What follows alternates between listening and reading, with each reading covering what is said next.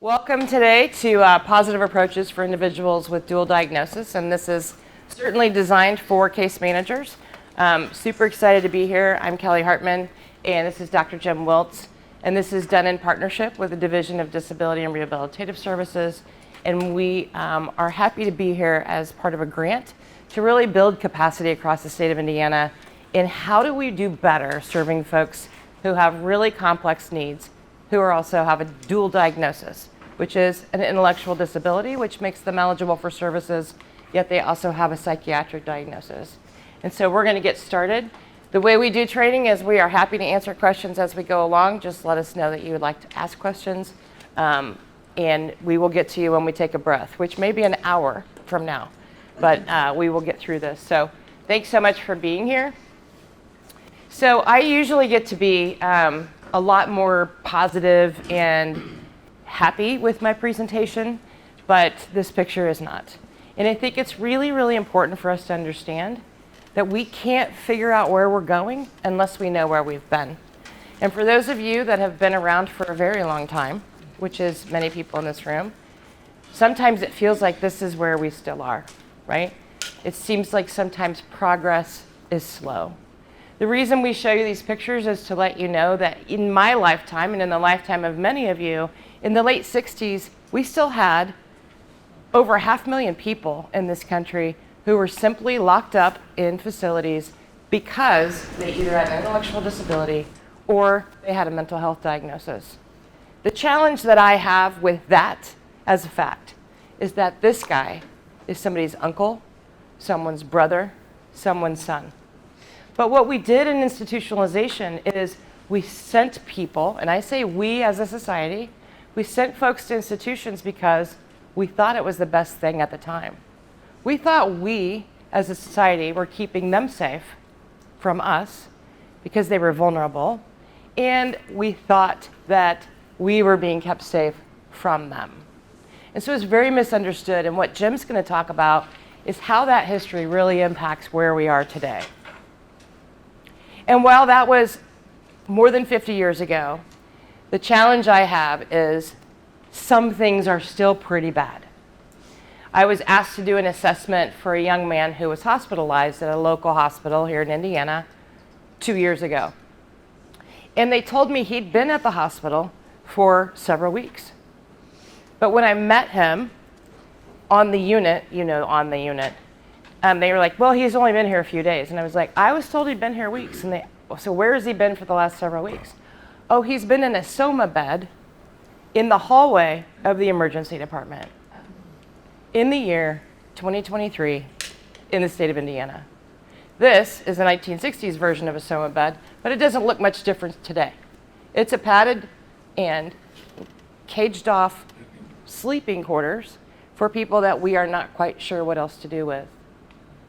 And it breaks my heart because after I met that guy, again, I thought he's someone's son, he's someone's brother, and no human being, I don't care who they are or what their diagnosis or label, should be treated like that. And so what we want to do today is talk about how those perceptions not only led to institutionalization, but how do those things impact us today, right? So you know the perception, you know what that means. It's everything you experience and how it helps form your opinions. It's all of your senses, all of your thoughts, all of your experiences, and how it brings us to make judgment about any situation. Unfortunately, we live in a society that is still very impacted, and when we say intellectual disability or dually diagnosed, they see those pictures. That's what they believe we're doing. I hope that we can help you change your ideas. So I'm going to take you through a little exercise. This is one of my favorite things to do. Just yell out what you see here. Violin. What else? No cellos. Standing bass. Fiddle. All of the things, right? Or is it? And so the whole room just went, right? And then you want me to go back, don't you? It is not. It is the reflection off the water. Now, here's another one. What do you see first? See, you're already tricked and you're like, this is a trick, right? So what you see first, and very, very first, you see a rainforest, right? It's an artistic interpretation of the rainforest by a French illustrator named Anais Boulet. And what he says about this piece is that things aren't always as you see them, right? So you have a snake, and then a wild boar, and you might see something different. But crocodile, chimpanzee, and a lion or tiger, but not a bear. Not a bear. Okay? So, does anybody see any other animals? You see? Yes. There's always one or two. So what's really funny is that a lot of people see right up in the top corner a turtle. But the artist didn't put that on purpose, right? But your perception is that there's a turtle. And that's okay. You could see a clown. You can see whatever you want in there. Yes? I don't know if you could actively paint it, but there's a bunny maybe or something. A bunny? A rabbit? Right. Yeah. Oh. You guys, we could look at this all day. What Anais Boulet says is that there's 5 animals. Here's the really cool thing. You will never, ever be able to see this again and not see the animals. And what I want us to think about today, because in 5 minutes, 5 days, 5 years, 5 decades from now, it doesn't matter. You see that again and you can't see unsee the animals. And so what I want to ask you is, what if we started perceiving the people we support differently? What if we saw what is good first? What if we saw their strengths first? And I can promise you, from being in this field for so long, if you see someone positively, you can't unsee that either. And you guys are case managers. You have the power to collaborate and coordinate and lead. And how exciting that we can take the way we perceive folks and have that power in a team and have them hopefully see things differently. I'd like to hand it over now to my good friend, Dr. Wiltz. So when Kelly and I do a presentation, we like to have learning objectives, kind of some things to expect that you might be able to get out of the training. And ordinarily that would be a couple, 2 or 3, maybe 4. But we've got a little bit ambitious, and I promise I don't read all my slides, but this one I'm going to read. So the participants, which is you, by the end of the training, will be able to understand the role of perception, have an awareness of appropriate use of language, identify historical examples of dehumanization, describe diagnostic overshadowing and why it hides dual diagnosis, understand the concept of resilience, identify the components of positive psychology, and my favorite really is have new ideas for the interactions with the people you support. I think that's the most important. If you actually can get that out of it, then this training has been successful. So this is a picture of me, and it's been a few months since we originally put these presentations together, and I was going through a bunch of different pictures of me, and I had a headshot from my website, and I had different things. And then I found this picture, and I thought, that's actually better, because it kind of shows that I can laugh at myself for a presentation like this. But I will say, even though there is a tiny little fish here, I was very proud of that fish. It is a largemouth bass, and I was the only one who caught anything on the boat that day. And when I did come home and I looked at the picture, I was like, it did seem bigger. I mean, it just did. It seemed bigger. But, so my name's Jim Wiltz. I'm a licensed psychologist in Indiana.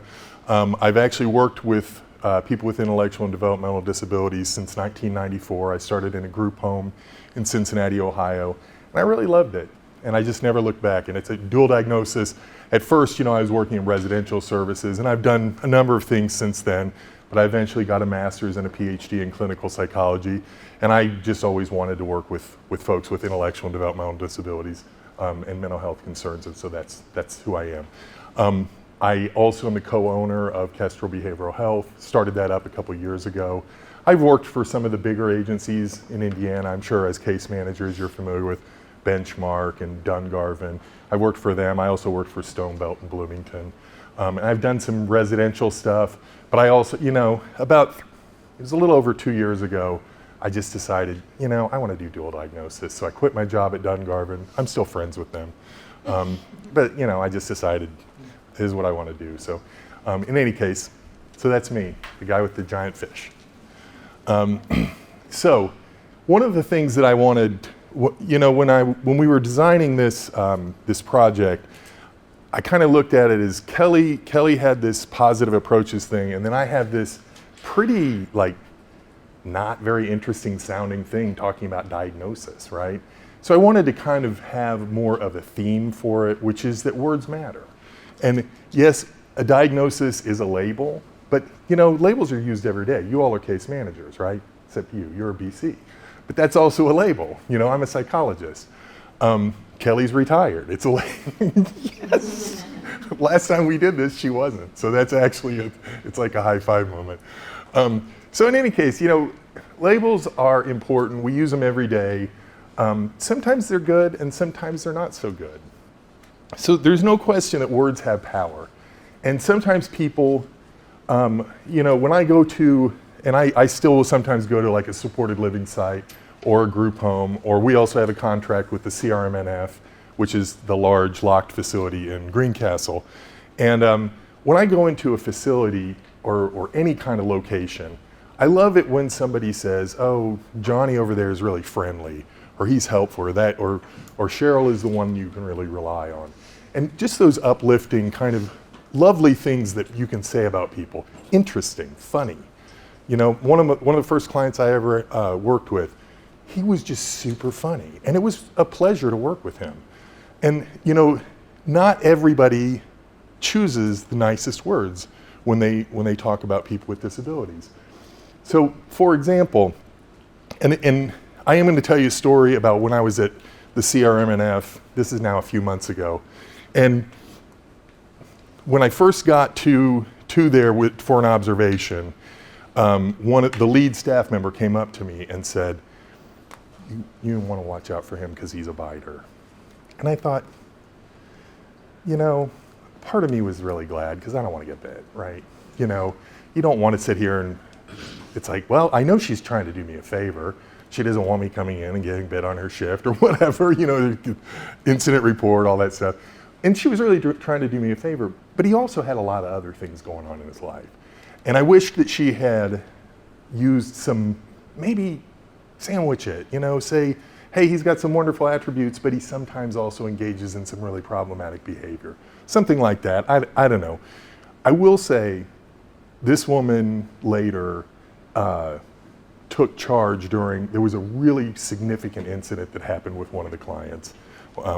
And that individual, she treated him with great respect, dignity, did really well with the other staff. So I'm not saying she's a terrible staff or anything like that. But when you think about the words that you use about, when describing people, just know that the words really do matter. I'm sure talking to a group like this, I don't need to preach to you about the R word. Obviously nobody here should be using, the R word. Do you know where it came from? Anyone?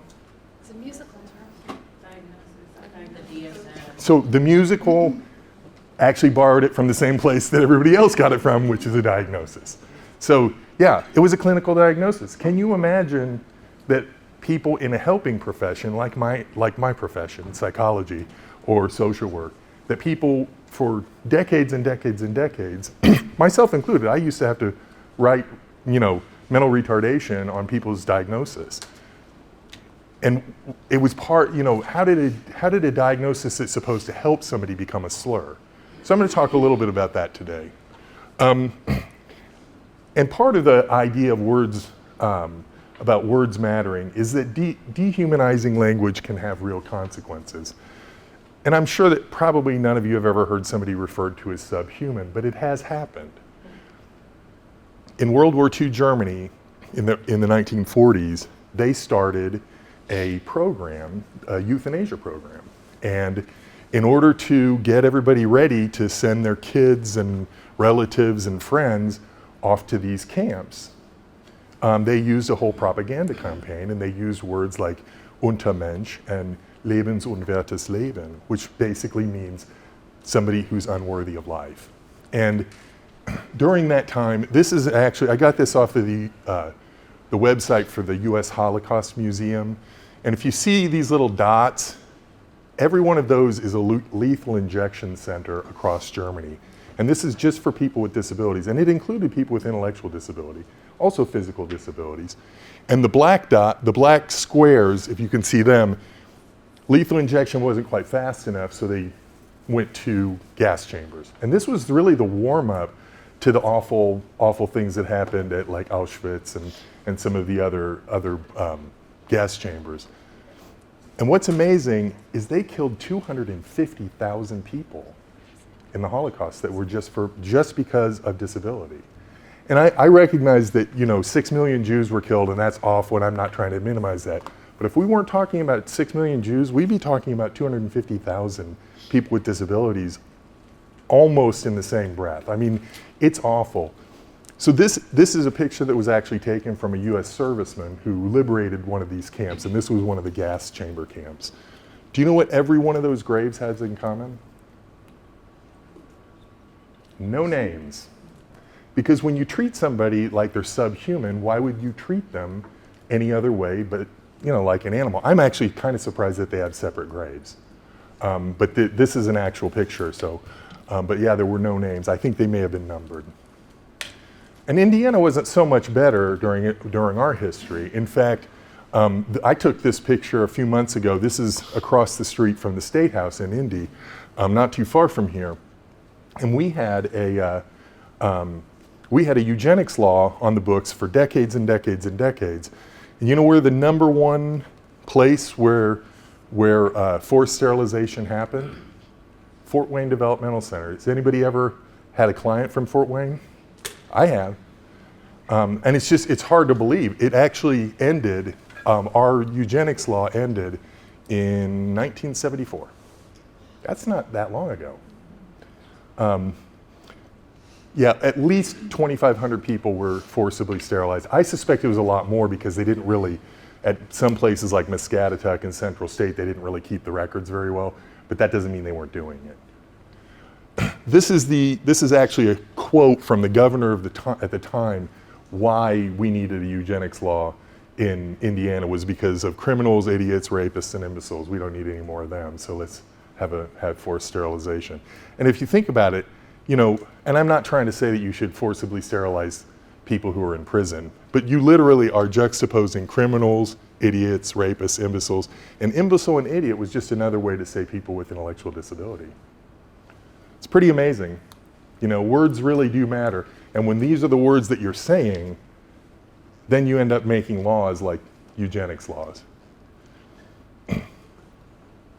So I'm going to talk just a little bit about the diagnosis of intellectual disability because I'm here to talk about dual diagnosis, right? So the first one of those diagnoses is intellectual disability.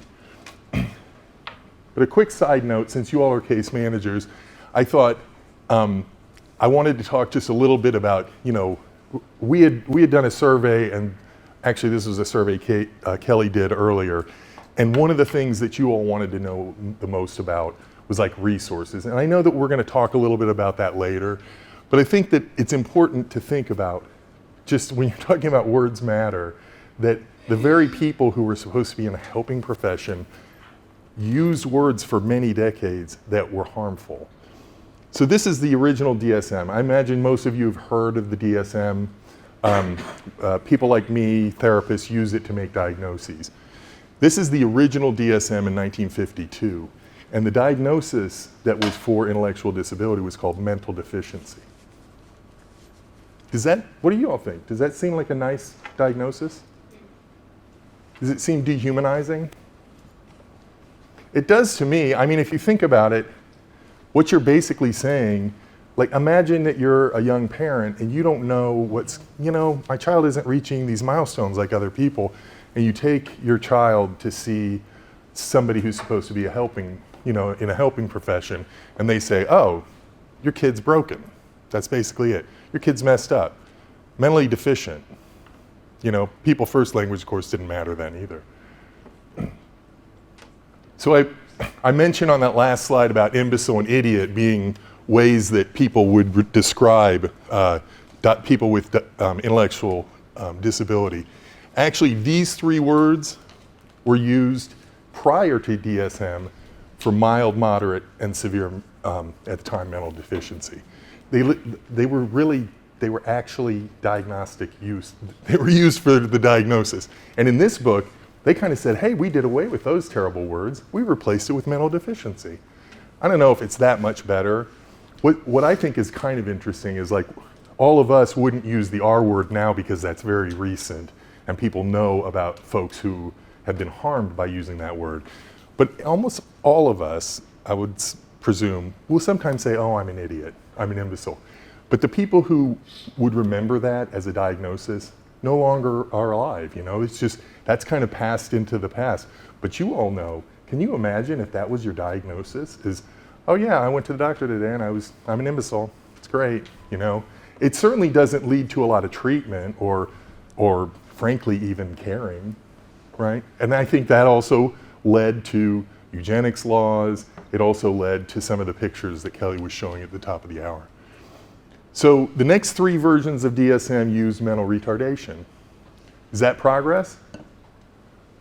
So deficiency kind of means broken. Retardation just kind of means slow. It sounds like it might be progress. I think that when they put that in place, they were hoping that that sounded better and it was progress. Unfortunately, it's become a slur, right? And it certainly has. And I can tell you that from my own experience, I've had, and I don't do a lot of diagnosing anymore. It's just not part of behavior support, frankly. But you know, during my training and then for subsequent years, I would occasionally do like a psych report. And in the psych report, part of what you do is you end up with a diagnosis, right? And I had some individuals served who, you know, could kind of read. And they would be like, I thought you were my friend. You know, you said I have mental retardation. And I'd be like, I don't have a choice. That's what I have to put on the form for you to get Medicaid or you know, whatever, to be eligible for services. So I'm really grateful that that went away, but it's only since 2014, it's only a little over 10 years that we started using the term intellectual disability. And I was super relieved. And I don't do a lot of diagnosing, but I don't use the R word at all because I've been around people who were so injured by those words. So I'm going to talk just briefly about the actual diagnosis. In the DSM, it's DSM-5, in order to get the definition of, the diagnosis of intellectual disability, you have to have deficits in intellectual functioning, adaptive skills, and there has to be childhood onset. I'm going to start with number 3. Childhood onset just basically means, you know, so if you give an IQ test to somebody with dementia, they might score a low score, or somebody who had a TBI, they might score low. But unless they acquired that injury or that deficit before the age of 19, so 18, they're not going to get this diagnosis.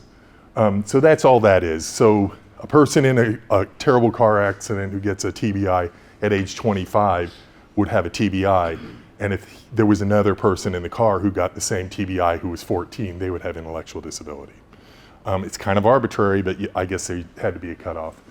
Deficits in adaptive functioning, I think that's probably the most important part of the diagnosis. And the point here is, let's say that you stink at taking an IQ test and you score like a 65, but you're married, you have kids, you pay bills, you go to work, you drive a car. Do you have an intellectual disability? You don't. You know, you may need a little bit of assistance here or there, but a disability really means, and they're serious about this, it means that you need support and that you benefit from those supports. So that's the second part. And then the first part is IQ. And they actually have gone away from using IQ scores per se, but just so that folks in the room understand, essentially 100 is an average, and that cuts across any IQ score. And if you look at like what is where, if you were going to have a cut score, generally that would be at 70, which is 2 standard deviations below the mean. So here's 100, this is average. This is 1 standard deviation, that's 2. So it would basically be this little triangle right there, which is 2.5% to 3% of society. Similarly, giftedness is that little triangle, and it's about 2.5% of society. So that's how IQ scores are worked. They are no longer an actual quotient. It's just basically a standard score on a test.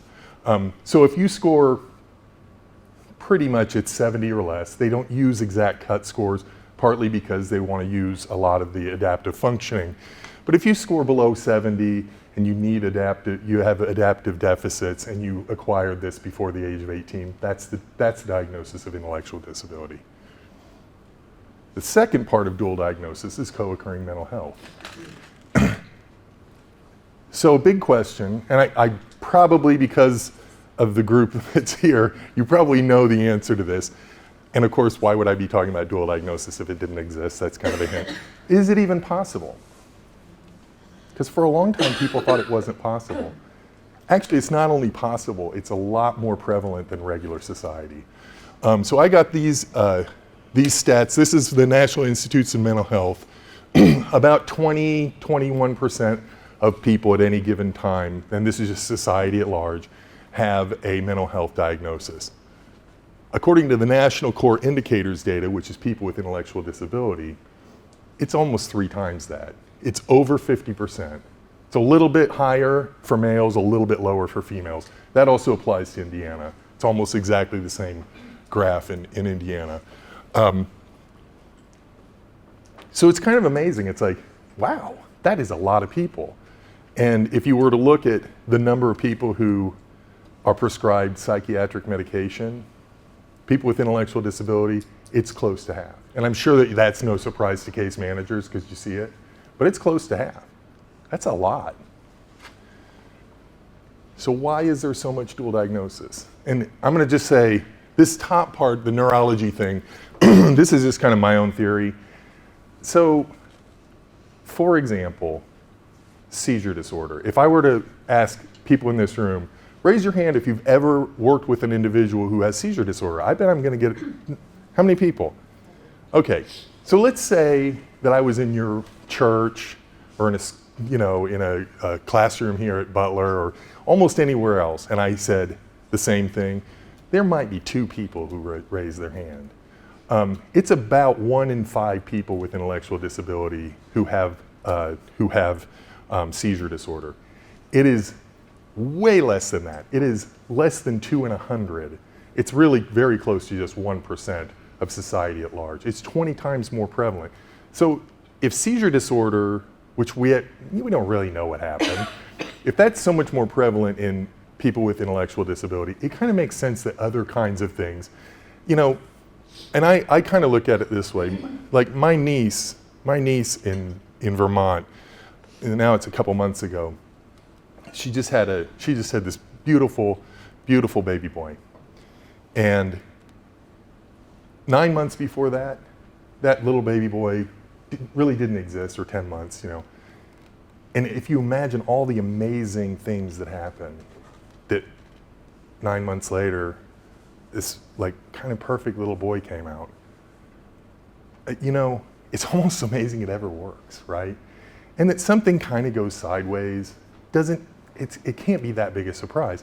And that's most of the people who we work with. We know some people who have Down syndrome where you can identify exactly what, but the vast majority of the people we work with, you don't really know why they have their disability. But the fact that they have 20 times more likelihood to have seizure disorder probably makes sense that they also would have a little bit more likelihood to have mental health issues, right? But there are other things too, like buffers. Some of the known buffers for mental health, so things that prevent mental health issues, are like having a job that's really meaningful, having good friends, having a lot to do, having meaningful activities. And that's one of the giant challenges that people we serve have, is that a lot of times they don't really have as much in their life. So those buffers are kind of stripped away. And then all of a sudden, what do you have? Probably a lot more dual diagnosis. And then there's also trauma. And I know that we've all heard of trauma. I can tell you, 15 years ago, people didn't really talk that much about it. I mean, we know about abuse, neglect, and exploitation, but there are a lot of traumatic things that, in some cases, people had really problematic childhoods. And especially if you're not able to really report or people didn't believe you, that contributes to some of this dual diagnosis too. So I'm not going to give you a giant speech on abuse, neglect, exploitation. I'm sure everybody here has had some trainings on A&E, probably annually. But I do think that there is one thing that I wanted to mention. Has anybody ever heard of the Indiana Farm Colony for Feeble-Minded Youth? You know what the other name for that is? Muscatatuck. You know why they called it a farm colony? Because they had a farm. They had a working farm. You know who worked on the working farm? The individuals who lived there. You know how much they were paid? You know what that's called? Slavery. That's exactly right. So, you know, that's exploitation at probably its worst. And I'm sure that there were some people who felt some value about working on that farm, but they would have felt just as much value if they got paid and they were valued for it, right? Probably they would have felt even better. Words do matter. In our society, people do use little insults. I gotta say, it was eye-opening for me. I have 2 daughters. It was eye-opening for me when they were matriculating through school, how often there were like little insults and bullying, and you'd have people who would say all day, oh yeah, we don't bully, and then the kids, they didn't really get the message a lot of times. And I will say, you know, people with disabilities, it's twice as bad because they're vulnerable. I mean, can you imagine you can't defend yourself? Like some little kid is sitting here saying the R word back and forth. Oh, I wasn't saying it to her, I was saying it to my friend. It's like, yeah, you were. You know, and that little kid can't defend herself. Because even if she tries, her communication ability, just cognitive ability, it's very hard to argue with somebody who's a lot more intelligent than you are. You know, so, and these contribute to trauma over time. And people who, I mean, I've had individuals who I worked with who absolutely, they just didn't even want to read because a book to them represented so many of the things they were bullied about. You know, and it's wonderful. I've actually had some people who start up book clubs, and it's really cool because the book club then makes it more available to them, and it's not like, oh, we're not calling people out to read. It's just fun. We're talking about stories, you know. But a lot of times it's just they can't defend themselves, and that is traumatic. So I want to give you a little bit of a timeline of what dual diagnosis was like, because I mentioned I had that one graph that said, is dual diagnosis even possible? So before 1980, no joke, people pretty much thought it wasn't possible, that you couldn't really have a secondary mental health diagnosis. And about that time, there were a few different people, Frank Mendelacino, Stephen Reese, and Rob Fletcher. And they started this group called the National Association for the Dually Diagnosed, which is pretty cool. They just basically decided, we know that this exists. And it really started with Dr. Mendelacino. He was a psychiatrist in Nebraska. And he had a bunch of people with intellectual disability coming to his practice. And he noticed that a lot of them had like things like depression or, you know, in some cases something as serious as schizophrenia, but they certainly were having some mental health concerns. And so they started up this association. And then Stephen Reese was actually a professor at the University of Illinois, Chicago. And he did something that was really cool. So it's one thing when you have a group of people who all agree and they all say, well, we're just going to say that dual diagnosis exists. Reese decided he was going to study it. And so what he did was he started this dual diagnosis clinic. It was the very first one. And what he did for a study was kind of simple. He had therapists who were trained in, you know, and I don't know exactly what therapy, whether they were social workers or mental health counselors, it doesn't really matter. These were people trained in diagnosis. And so what he did is he had 2 groups of people go to this clinic and get diagnoses based on their symptoms. So I'm just going to kind of imagine this. You're a person without intellectual disability, and you go to a clinic, and you say, you know, I'm a little bit tired, kind of sad all the time. Sometimes I'll burst into tears. I don't really feel like my life has very much value, and I just don't see much hope for the future. What might that person get diagnosed with? Right, depression. Now a person with intellectual disability goes in and maybe is with a caregiver and says, hey, you know, I feel bad. Things aren't going very well. I don't have very many friends. You know, I just feel sad. You know what that person got diagnosed with? Intellectual disability. So it was over and over again. So a person a person without disability would go in and say, you know, I'm a little paranoid and I'm hearing voices. Well, that's schizophrenia, right? They'd get diagnosed really reliably. All you got to do is say you're hearing voices. A person with disability goes in and says, you know, I kind of hear these voices. It's like, yeah, those are just imaginary voices. That's part of your disability. That's called diagnostic overshadowing. And so what it means is that your intellectual disability, anything that you have that's mental health, is just like overshadowed by the disability. And we still do that a lot today, frankly. And we sometimes do it accidentally, but you know, we can have things, and it may not be always mental health. I actually had an experience a few weeks ago where I was watching this woman, and she had a lot of mouth movements. And she does have a diagnosis of schizophrenia. And I talked to the staff, and I was like, frankly, it was a little bit higher even than just like DSPs. And I was like, did you notice all her mouth movements? And they're like, oh, that's just Donna. No big deal. I'm like, Donna takes psychiatric medication that causes that. You need to talk to the psychiatrist. And it just so happened that they had a psychiatry appointment the next day, which, as you all know, is just totally unusual that it was the very next day. But you know, it's one of those things where sometimes you just think, oh, well, that's just part of somebody who they are, because when I met them, they already were doing that. But you know, if when you met them, they were sad, that doesn't mean that they weren't sad for a reason, you know, and sometimes we kind of get caught up in that. I think that clinicians hopefully don't. And one reason that clinicians don't is because in 2007, and then a second edition in 2017, this is the National Association for the Dually Diagnosed, they published a DSM companion that goes with the DSM and helps clinicians to be able to make accurate diagnoses. And it's really cool. I mean, it really makes a difference. Like, because if somebody comes in, the DSM is very, very precise. It's very precise. Like, you have to have the certain kinds of symptoms, you have to have them over the certain exact duration and everything else. And so here's an example of what the DMID does with major depressive disorder, which is just what we commonly refer to as depression.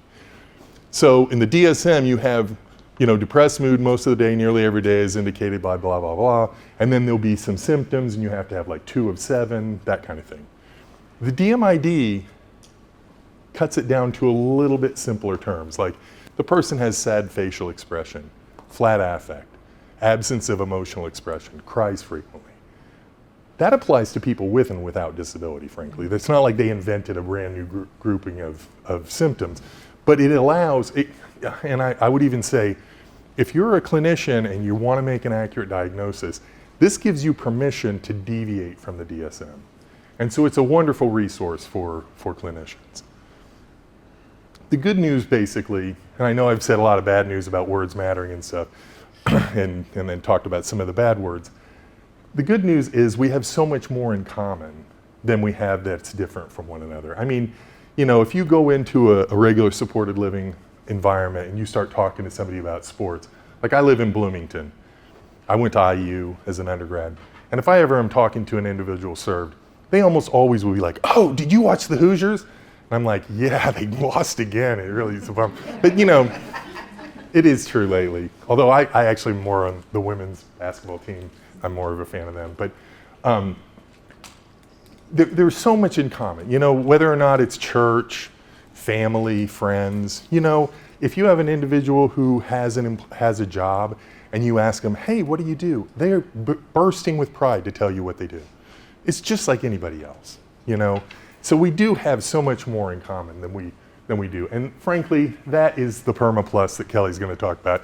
It's a lot more fun than some of the just diagnosis stuff that I talked about.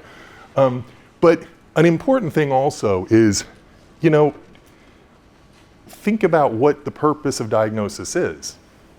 It leads to treatment. So if somebody comes to a clinic and they have depression and they walk away and somebody says, oh, well, you have a diagnosis, it's never going to change. It's the same as saying, you're unworthy of the treatment that I have for you. Whereas if you actually can make an accurate diagnosis, you can have treatment. And for things like anxiety disorders, that's incredibly important. You can have an anxiety disorder that kind of sort of ruins your whole life. Or if you get treatment, you might be able to, it's not that you won't ever be anxious, but you will be able to like move forward and do some things in your life that are really cool. Same applies to people with intellectual disability. positive approaches do work. And hint, it's not about fixing the person. It's really not. You know, those diagnoses, I got to say, one thing that I think is tough with working with whether people have an intellectual disability or not, sometimes if you have somebody who comes in with anxiety, they want all the anxiety to go away. That's probably not going to happen, but what you can get is you can get it manageable enough where you have some coping strategies, and then you can still live your life instead of being a shut-in in your house and having agoraphobia because you're afraid to go outside. And that applies to people with and without disability. So I don't think that a presentation on dual diagnosis would be complete without talking about some of the diagnoses. So I'm going to spend a few minutes just talking about several. So bipolar and related disorders, this is like when somebody it's more of an expansive mood. There's not as much, what you're really looking for more is the manic part, which it used to be called manic depression, but those manic episodes, they're still called manic. And a good example is bipolar disorder. Cyclothymic disorder just means kind of bipolar light. You're not having the full-blown manic episode. But the things to look for and this, you know, I know you're not going to be diagnosing, but the things to look for are things like sleep patterns. Because if people have if they're in a manic episode or if they're having problems with mania, they're probably not sleeping. And after 2 or 3 days, you can actually start having hallucinations and other kinds of things. Grandiose ideas. This is like, I sometimes call them harebrained ideas. Like, yeah, so you're gonna like reinvent the way bread is sliced and you think people are gonna care. Well, we've been slicing bread for a while, so probably just set that aside. But it's literally where if somebody feels like they're king of the world, that when they just are so kind of, and they may have pressured speech where they interrupt you over and over again, that might be somebody having a manic episode. Anxiety disorders. I think these are really important, especially in our field, because a lot of the things that we see as maladaptive behaviors are just somebody got really anxious and they're kind of having that fight or flight, or freeze. And when they're in fight, they get aggressive, right?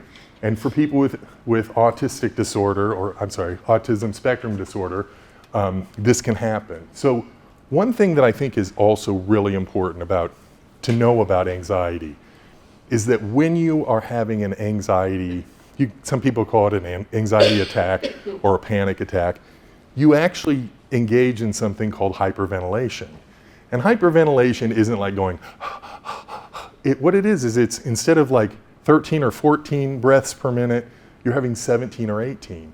And they're a little bit shallower, and you don't expel all the carbon dioxide. So what happens when you breathe too much carbon dioxide? You start getting dizzy, your eyes get blurry, and you think you're having a heart attack and you think you're going to pass out. And it probably isn't going to lead to any of those things, but you probably feel like you're having a heart attack. So it's not all in your head is what I'm trying to say. It's really important to realize that. When somebody's having a panic attack, you can't just say, hey, look, nothing to panic about, it's fine. It's like, yeah, ignore the pink elephant in the room. It's like, that's all they're going to look at is a pink elephant. So examples, panic disorder, social phobia. What you'll see in individuals that you serve is like maybe some hypervigilance, being kind of nervous, maybe not wanting to leave the house, that kind of thing. It's very common for somebody to think they're having a heart attack. In fact, for a short time in grad school, I worked in a anxiety disorders clinic, and people would come in, and as I was doing the assessment, one of the questions I would ask is, do you ever feel like you're having a heart attack? And they'd be like, how did you know? And I wouldn't mention to them, well, I got the referral from the ER, but the reality is there's a really good chance if you're in there for panic attack or for panic disorder in a clinic, there's a really good chance that you thought you were going to die 2 or 3 times. And that also applies to people with intellectual disability. Schizophrenia, so not everybody with schizophrenia has hallucinations, but if they do, most likely they're auditory. And that's really tough if you're a person who doesn't use verbal language to describe to somebody how you're having auditory hallucinations. So if somebody is reacting to things that aren't there, that might be a sign of schizophrenia for a person with intellectual disability. There are other disorders that are related, but one thing, and I know that in our field, we probably have more poor hygiene than average, right? But it's very likely that when somebody is having when they're having more of a psychotic episode, that their hygiene gets worse. It's something to look for. Often very socially withdrawn, and then also sometimes say wacky stuff that doesn't make any sense. I know of one guy who always told people that the aliens were abducting him. One day he was limping down the hall and somebody said, "What's going on, Charlie?" And he said, "Aliens abducted me and they broke my leg." And everybody's like, "That's just Charlie." About 3 days later, they thought, "He's still limping." Turned out his leg was broken. I don't actually think it was because of alien abduction, but those are the types of things where that's almost like another kind of instance of diagnostic overshadowing. It's like, hey, maybe we should have checked on the leg being, he's limping, Who cares? We know Charlie says stuff about alien abduction. So anyway, I know that probably doesn't apply to most of your caseloads, but it's illustrative. Personality disorders, these are my very, very least favorite. And some examples that I'm sure we're all familiar with is antisocial personality disorder and borderline personality disorder. And to me, what makes this group so difficult is that very, very often they want everybody else to change. And that can be really hard as a caregiver. It's like everything is always somebody else's fault. Even if I pushed you, it was because you said something to me, 6 years ago. And as a caregiver, it can be really hard to set aside the fact that this person is kind of unlikable, and that is one of the difficult parts in therapy.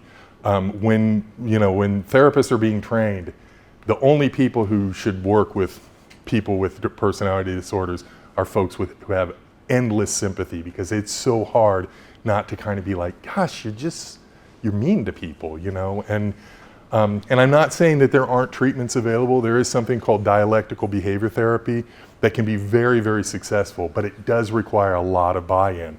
And if they're so invested in that everything is everybody else's fault, it can be really hard to deal with. And in some cases, I've always just said, at least make sure that their peers are protected so that they're not engaging in some of the really tough behavior against peers. Very little remorse. That can be really difficult. I mean, I've had clients, for a while I was a director of an ESN group home program. I think you all know what an ESN program is. And there were times where I had people with borderline personality disorder who would injure other people, and then they'd come out like it was no big deal, didn't care at all. And that's hard as a caregiver, it's just a really tough group to work with. I didn't tell you very much about that, but that's just kind of my opinion on it. So this is kind of a trick question, which always makes people not want to answer. Is autism spectrum disorder a dual diagnosis? Anyone except Julie. Julie works with me, so.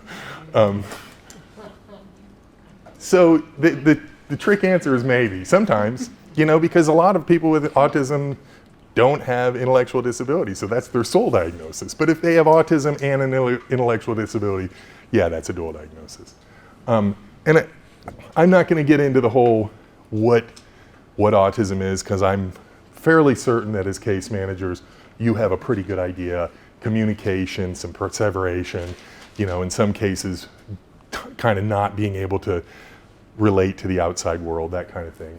One thing that I would invite you to think about, though, is sometimes people get discouraged or they get frustrated with a person with autism because it's like, well, I've got 3 guys who live here, and now everything has to be on his schedule, and we have to always tiptoe around this person because, well, the fact of the matter is that's probably a little bit more true than we would like it to be. But that person gets really, really anxious. And there are ways that as a caregiver you can figure out, like, if Billy wants to have dinner at 5:30, and you just decide, no, we're going to have it at 6. To heck with Billy. Well, you're probably going to have a whole lot of other things that you're dealing with too. Is it so hard to just be kind and just like, okay, we're not going to do everything his way, but we can really accommodate some of those things because he's having an anxious reaction. It's just like a person with panic disorder who all of a sudden is feeling like the world is crushing. So that's what I always try to say is, you're not going to understand everything. I know there's the adage, if you've met one person with autism, you've met one person with autism. And that's somewhat true, but at the same time, there are some things that we probably know well enough. Like, let's try to figure out a schedule that works for everyone and also, kind of doesn't make this person go crazy. Just be kind. So I got this last slide. This is my favorite slide because this is one of the individuals I worked with when I first started in Cincinnati. And his name's Bill Braden. And as you can see, this was actually a picture I took in 1996. We were in Gatlinburg, Tennessee.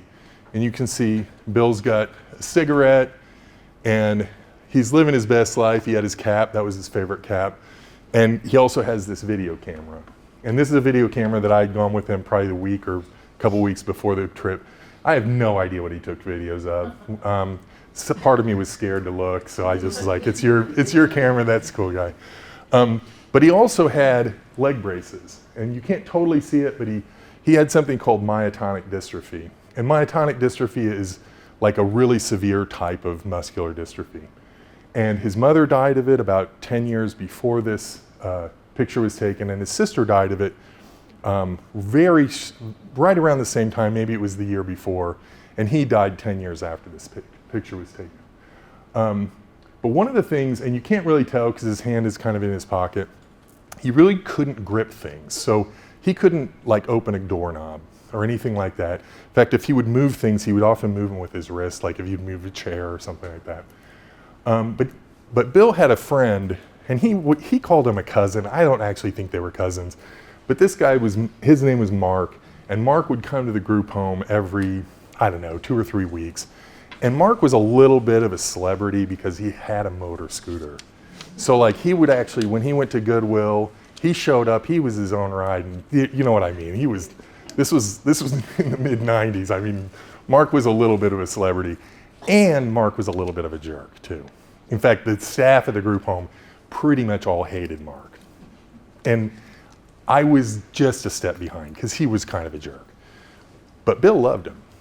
And one day Bill came up to me and said, hey, can you take Mark and me fishing? And I thought, okay. And I thought, how is that going to work? So I got my fishing gear. It wasn't that tiny little tackle box from the first picture that was here, but I got my fishing gear. I took him and Mark, and I don't remember, it was in Cincinnati. I don't remember what the lake was or anything. And actually, this is way before cell phones. I didn't take pictures. All I really remember is the very first fish, and that was, we get there, Mark goes right away, he baits Bill's hook, he casts it out, he hands it to Bill, and Bill, I'm sure he must have held it to the rod under his arm, because there's no way that he could hold it with his hands. And then Mark casts out a line, and eventually I had a line in the water too. And then all of a sudden I thought, what's gonna happen if Bill catches a fish? And lo and behold, the bobber goes down. And at this point, Mark takes his rod and reel, throws it on the ground, which is actually my rod and reel. But then he goes over, takes Bill's, reels it in, and he catches the fish. And I don't remember any other fish that was caught that day. I think that we all caught a couple. I don't really remember. But I remember that one really distinctly. And on the way home, I thought to myself, so all of this was pretty cool. This was a pretty cool day. What's going to happen when we get back to the group home? And, I didn't sit there and try to figure out what everybody should say, but Mark rushes in, Bill rushes in, they're so excited to talk about fish. You know what Mark told everybody? Bill caught a fish.